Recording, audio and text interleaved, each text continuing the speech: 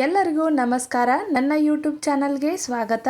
ಇವತ್ತಿನ ವ್ಲಾಗಲ್ಲಿ gold plated silver ನೆಕ್ಲೆಸನ್ನು ತೋರಿಸಿದ್ದೀನಿ, ಹಾಗೆ ಯೋಗ ತೋರಿಸಿದ್ದೀನಿ ಮತ್ತು ಮ್ಯಾನಿಫೆಸ್ಟ್ ಟೆಕ್ನಿಕ್ನ ತೋರಿಸಿದ್ದೀನಿ. ಯಾರು ಸ್ಕಿಪ್ ಮಾಡಿದೆ ಮ್ಯಾನಿಫೆಸ್ಟ್ ಟೆಕ್ನಿಕ್ನ ನೋಡಿ. ಯಾಕೆ ಹೇಳ್ತಾ ಇದ್ದೀನಿ ಅಂದರೆ ಇದು ತುಂಬ ಇಂಪಾರ್ಟೆಂಟು, ಯಾಕಂದರೆ ಅಕ್ಷಯ ತೃತೀಯ ಹತ್ರ ಬರೋದ್ರಿಂದ ಈ ಮ್ಯಾನಿಫೆಸ್ಟ್ ಟೆಕ್ನಿಕ್ನ ಯಾರು ಸ್ಕಿಪ್ ಮಾಡೋದಕ್ಕೆ ಹೋಗಬೇಡಿ. ಇವತ್ತು ನಾನು ಮಾರ್ನಿಂಗ್ 4 o'clockಯಿಂದನೇ ವ್ಲಾಗ್ ಸ್ಟಾರ್ಟ್ ಮಾಡಿದ್ದೆ. ಮಾರ್ನಿಂಗ್ 4 o'clock ಯೋಗ ಸ್ಟಾರ್ಟ್ ಮಾಡಬೇಕು ಅನ್ನೋಷ್ಟರಲ್ಲಿ ನನ್ನ ಮಗ ಎದ್ದು ಬಂದ. ಅವ್ನಿಗೆ ಯಾರು ಇಲ್ಲ ಅಂತ ಅಂದರೆ ಡಿಸ್ಟರ್ಬ್ ಆದರೆ, ಸೊ ಎಚ್ಚರ ಆಗುತ್ತೆ ಅವ್ನಿಗೆ. ಮತ್ತೆ ಕರ್ಕೊಂಡೋಗಿ ಮಲಗಿಸ್ಬಿಟ್ಟು ಬಂದೆ. ಡಾಕ್ಟರ್ ಜೋ ಡಿಸ್ಪಾಂಜ್ ಅವರು ಒಂದು ಒಳ್ಳೆ ಮಾತನ್ನು ಹೇಳಿದ್ದಾರೆ ಕೇಳಿ. ಯಾರು ನಿನ್ನ ಜೀವನನ ಬದಲಾಯಿಸೋಕ್ಕಾಗಲ್ಲ, ಯಾರು ನಿನ್ನ ಯೋಚನೆಗಳನ್ನು ಬದಲಾಯಿಸೋಕ್ಕಾಗಲ್ಲ, ಯಾರು ನಿನ್ನ ಶಕ್ತಿಯನ್ನು ಬದಲಾಯಿಸೋಕ್ಕಾಗಲ್ಲ, ಯಾರಿಂದನೂ ಏನೂ ಸಾಧ್ಯನೇ ಇಲ್ಲ.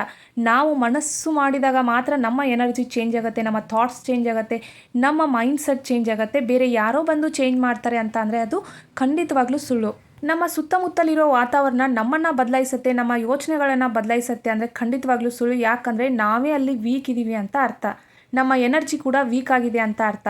ನಾನು ಯಾಕೆ ಈ ಮಾತನ್ನು ಹೇಳ್ತಾ ಇದ್ದೀನಿ ಅಂತ ಅಂದರೆ, ನೀನು ಯಾಕೆ ಇವತ್ತು ಬೇಜಾರಲ್ಲಿದೆಯಾ ಅಂತ ಯಾರನ್ನಾದರೂ ಕೇಳಿದರೆ ಅವ್ರು ಹೇಳ್ತಾರೆ ಉತ್ತರ ಏನಂದರೆ, ನಮ್ಮ ಅತ್ತೆ ನನಗೆ ಬೈದರು, ನಮ್ಮ ಗಂಡ ನನಗೆ ಬೈದರು ಅಂತ ಹೇಳ್ತಾರೆ. ನಿನ್ನ ಖುಷಿ, ನಿನ್ನ ದುಃಖ, ನಿನ್ನ ಸಂತೋಷನೆಲ್ಲ ಅವ್ರ ಕೈಯಲ್ಲಿ ಕೊಟ್ಟಿದೀಯಾ?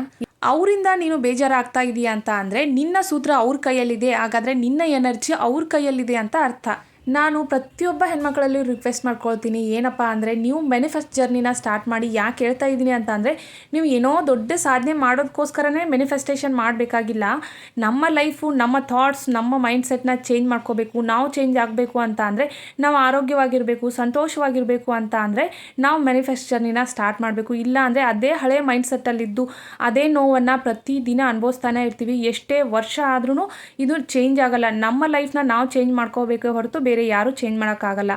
ಯೋಗ, ಮೆಡಿಟೇಷನ್, ಅಫಾರ್ಮೇಷನ್ ಹಾಗೆ ಪ್ರಾಣಾಯಾಮ ಎಲ್ಲ ಮುಗಿಸಿದ್ದಾದಮೇಲೆ ನಾನು ಇವಾಗ ಭಗವದ್ಗೀತೆನ ಓದ್ತಾ ಇದ್ದೀನಿ. ಭಗವದ್ಗೀತೆನೂ ಪ್ರತಿದಿನ ಓದೋದ್ರಿಂದ ನಮ್ಮ ಲೈಫ್ಗೆ ರಿಲೇಟ್ ಆಗಿರುವಂಥ ಕೆಲವೊಂದು ಪ್ರಶ್ನೆಗಳಿಗೆ ಉತ್ತರ ಸಿಗತ್ತಂತ ಹೇಳ್ಬೋದು. ಸೊ ಹಾಗಾಗಿ ಇವಾಗ ಭಗವದ್ಗೀತೆನ ಕೂಡ ಓದಿ ಮುಗಿಸಿದೆ. ಆಮೇಲೆ ನಾನು ಪ್ರತಿದಿನವೂ ಮಾರ್ನಿಂಗ್ ಮತ್ತು ನೈಟ್ ಜರ್ನಲ್ ಮಾಡೋ ಹಾಗೆ ಇವಾಗೂ ಕೂಡ ಅಷ್ಟೇ.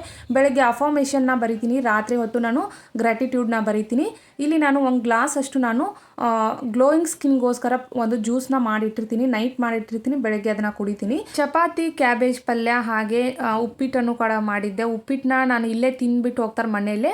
ಕ್ಯಾಬೇಜ್ ಪಲ್ಯ ಹಾಗೆ ಚಪಾತಿ, ಸ್ವಲ್ಪ ಮೊಸರು, ಆಮೇಲೆ ಎಲ್ಲ ಥರ ಫ್ರೂಟ್ಸ್ನೆಲ್ಲ ಬಾಕ್ಸಿಗೆ ಹಾಕ್ಕೊಂಡು ಹೋಗ್ತಾರೆ. ಇದೆಲ್ಲ ಮುಗಿಸಿದ್ದಾದಮೇಲೆ ಒಂದು ರಾಶಿ ಪಾತ್ರೆ ಇತ್ತು. ಪಾತ್ರೆ ಎಲ್ಲ ತೊಳೆದು ಮುಗಿಸಿ ಗ್ಯಾಸ್ ಕಟ್ಟೆ ಎಲ್ಲ ಕ್ಲೀನ್ ಮಾಡಿಕೊಂಡೆ. ನೋಡ್ಬೋದು ನಾನು ನಿಮಗೆ ಹೇಳಿದ್ನೆಲ್ಲ ಗೋಲ್ಡ್ ಸಿಲ್ವರ್ ನೆಕ್ಲೆಸ್ನ ತೋರಿಸ್ತೀನಿ ಅಂತ. ಸೊ ಇವಾಗ ಬನ್ನಿ.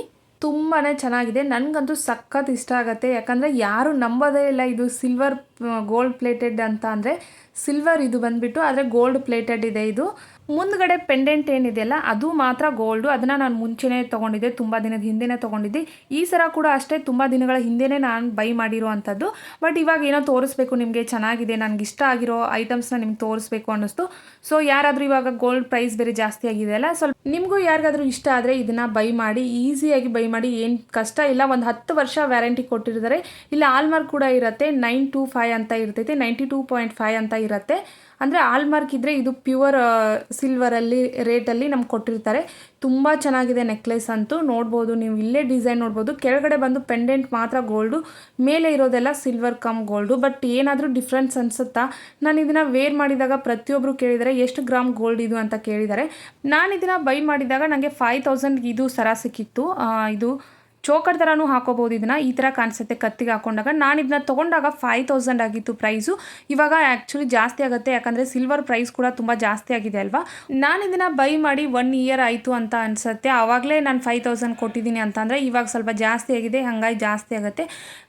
ಸುಮ್ಮನೆ ಆರ್ಟಿಫಿಷಿಯಲ್ ವೇರ್ ಮಾಡೋಕ್ಕಿಂತ ಒಂದಾದರೂ ಪರವಾಗಿಲ್ಲ, ಈ ಥರ ಗೋಲ್ಡ್ನ ವೇರ್ ಮಾಡಿದರೆ ಸಾಕು ಅಂತ ಹೇಳ್ಬಿಟ್ಟು ಅದನ್ನು ತೊಗೊಂಡಿದ್ದೀನಿ. ಇವಾಗ ಮ್ಯಾನಿಫೆಸ್ಟ್ ಟೆಕ್ನಿಕ್ನ ಹೇಳ್ತೀನಿ. ಈ ಟೆಕ್ನಿಕ್ನ ಪ್ರತಿಯೊಬ್ಬರು ಹೆಣ್ಮಕ್ಳು ಮಾಡಿ. ಏನಕ್ಕೆ ಇದನ್ನು ಮಾಡಬೇಕು ಅಂತ ಅಂದರೆ, ನಮ್ಮಲ್ಲಿರೋ ನೆಗೆಟಿವ್ ಎನರ್ಜಿ ಎಲ್ಲ ಹೋಗುತ್ತೆ, ಪಾಸಿಟಿವನ್ನು ನಾವು ಅಟ್ರ್ಯಾಕ್ಟ್ ಮಾಡ್ತೀವಿ. ಅಂದರೆ ನಮ್ಮಲ್ಲಿ ನೆಗೆಟಿವಿಟಿ ಫುಲ್ಲು ನಮ್ಮ ಬಾಡಿ, ನಮ್ಮ ತಲೆಯಲ್ಲಾಗಿರ್ಬೋದು ಎಲ್ಲ ಕಡೆ ತುಂಬಿಕೊಂಡಾಗ ಪಾಸಿಟಿವ್ ಆಗಿ ಅಟ್ರ್ಯಾಕ್ಟ್ ಮಾಡೋಕ್ಕೆ ಸಾಧ್ಯನೇ ಇಲ್ಲ. ಯಾಕಂದರೆ ಕೆಟ್ಟದ್ದೇ ತುಂಬಿಕೊಂಡಿದೆ ಅಂತ ಅಂದಾಗ ಒಳ್ಳೆಯದಕ್ಕೆ ಜಾಗ ಇರಲ್ಲ. ಸೊ ಹಾಗಾಗಿ ನೆಗೆಟಿವಿಟಿನ ನಾವು ಮೊದಲು ರಿಮೂವ್ ಮಾಡಿಕೊಂಡಾಗ ಹೊಸದನ್ನು ನಾವು ಅಟ್ರ್ಯಾಕ್ಟ್ ಮಾಡ್ಕೊಳ್ಳೋಕೆ ಸಾಧ್ಯ ಆಗುತ್ತೆ. ಅಕ್ಷಯ ತೃತೀಯ ದಿನ ಯೂನಿವರ್ಸ್ ಅಲೈನ್ ಆಗಿರುತ್ತೆ. ನೀವು ಅವತ್ತು ಏನೇ ಕೇಳಿದ್ರು ಯೂನಿವರ್ಸ್ ನಿಮಗೆ ಕೊಡುತ್ತೆ. ಸೊ ಹಾಗಾಗಿ ಈ ಥರ ನೀವು 3 ಬೇ ಲೀಫ್ನ ತೊಗೊಂಡು ಅದಕ್ಕೆ ನಿಮ್ಮ ವಿಶ್ನ ಬರಿಬೇಕು. ಅಂದರೆ ಫ್ರಂಟಲ್ಲಿ, ಬ್ಯಾಕಲ್ಲಿ 520 ಅಂತ ಬರೆದು ಹಾಗೆ ನಿಮ್ಮ ಹೆಸರನ್ನು ಕೂಡ ಬರಿಬೇಕು.